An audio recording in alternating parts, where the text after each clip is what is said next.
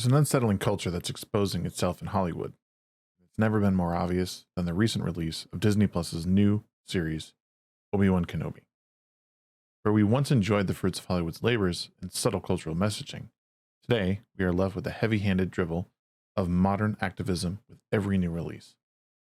Disney released the new chapter of the Star Wars universe on May 27th with the first 2 episodes of the 6-part series centering around the Jedi Master Obi-Wan Kenobi, played by Ewan McGregor.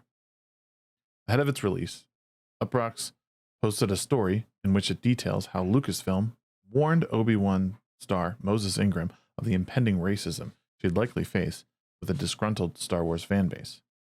Understandably, the diehard fans, who've devoted much of their time to enjoying both cinematic and literary adventures in the universe, were angry.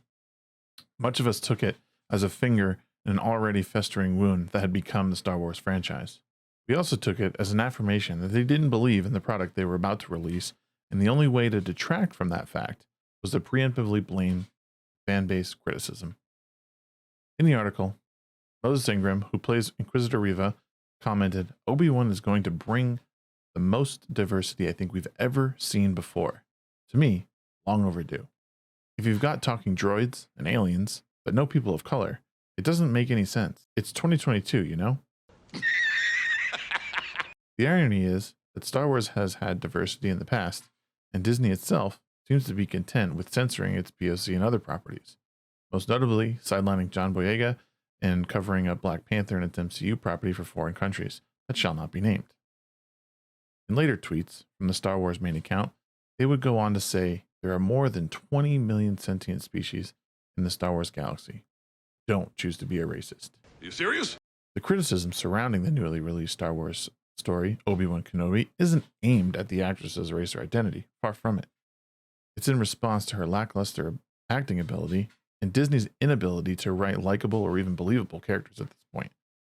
REEEEEva comes across as more of a petulant child than an inquisitor that commands respect and fear from her peers and adversaries.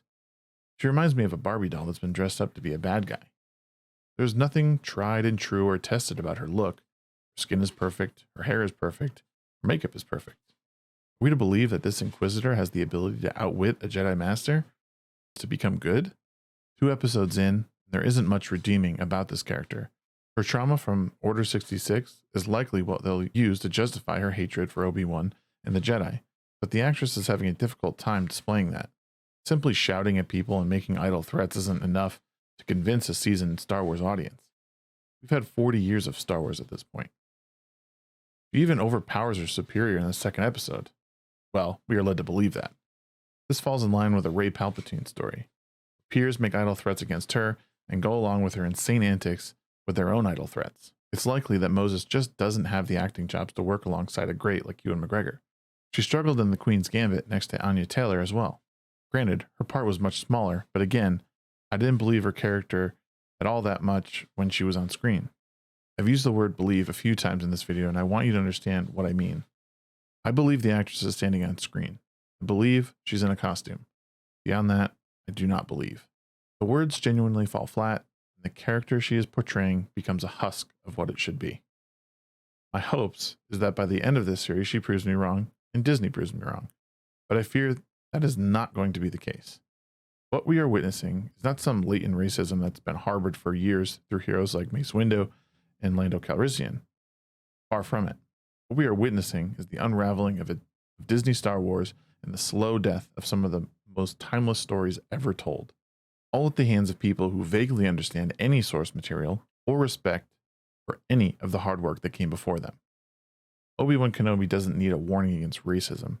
Its fans need a warning about the constant gaslighting from the powers that be.